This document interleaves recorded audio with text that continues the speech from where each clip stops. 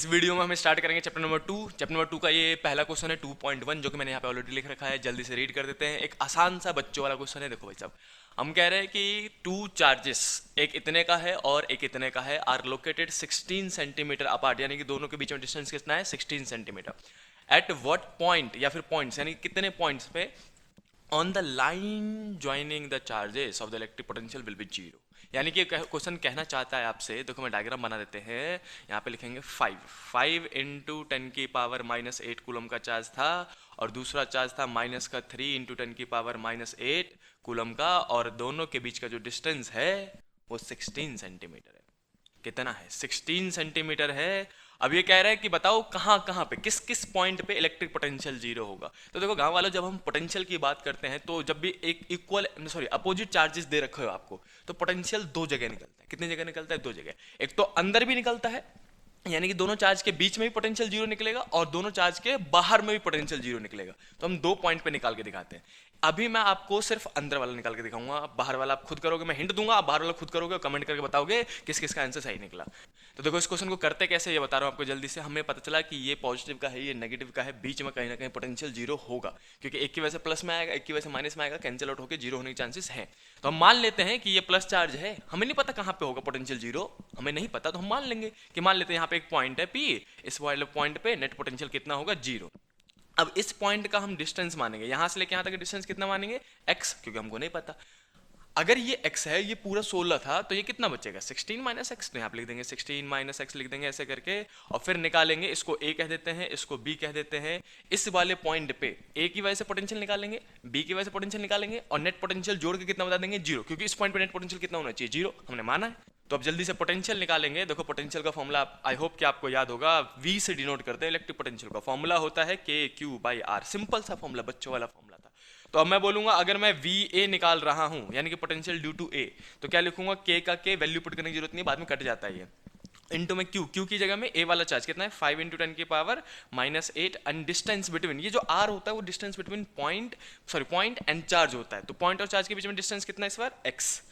Similarly करके आप क्या करोगे? VB भी निकाल लोगे। VB यहाँ निकाल देता हूँ। VB इक्वल टू कितना आएगा? फॉर्मूला सेम लगेगा, K का K। Q कौन सा? B वाला चार्ज लेंगे। तो देखो माइनस में, तो माइनस कंसिडर करना पड़ता है, क्योंकि स्केलर क्वांटिटी, यहाँ पे माइनस लिखेंगे। इंटू में 3 इंटू 10⁻⁸ लिखेंगे, and divided by R। R मतलब क्या होता है? चार्ज और पॉइंट के बीच की दूरी। चार्ज और पॉइंट के बीच की दूरी कितनी है? It is 16 minus x. तो ये निकल गया अपने पास VA, ये निकल गया VB।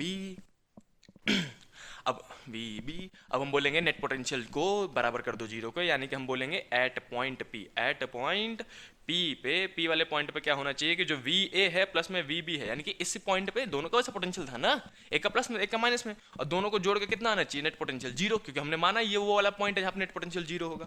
अब वैल्यू पुट कर दो भैया। तो देखो VA की जगह में डालूंगा K, इंटू में 5 इंटू 10⁻⁸ डिवाइडेड बाय एक्स, यहाँ पे प्लस का प्लस, VB कितना है? माइनस का K इंटू में 3 into 10⁻⁸ divided by 16 minus X is equal to zero आ जाएगा यहाँ पे। अब देखो ये प्लस माइनस क्या हो जाएगा? माइनस। तो मैं इसको मिटा के डायरेक्टली यहाँ पे माइनस लिख देता हूँ, और ये माइनस का टर्म अब इस साइड जाएगा तो प्लस में हो जाएगा। तो यहाँ पे लिख देते हैं अपन, देखो K इंटू में 5 इंटू 10⁻⁸ डिवाइडेड बाई एक्स, इधर वाला बच गया, और ये माइनस का था, इधर जाएगा तो प्लस में।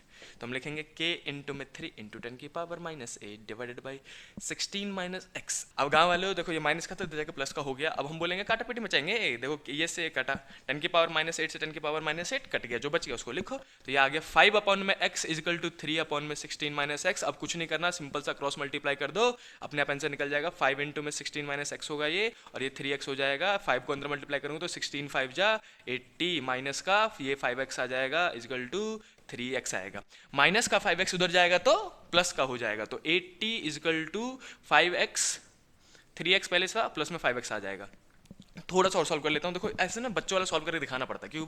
चलो आपको आता है, आप एक अच्छे मतलब कैलकुलेटर हो मानता हूँ, लेकिन बहुत सारे बच्चे जो होते हैं वीक होते हैं, या फिर उन्होंने प्रैक्टिस नहीं की होती है, उनको ये सब दिखाना पड़ता है करके, इसलिए थोड़ा सा वीडियो लंबा हो जाता है, देख लेना।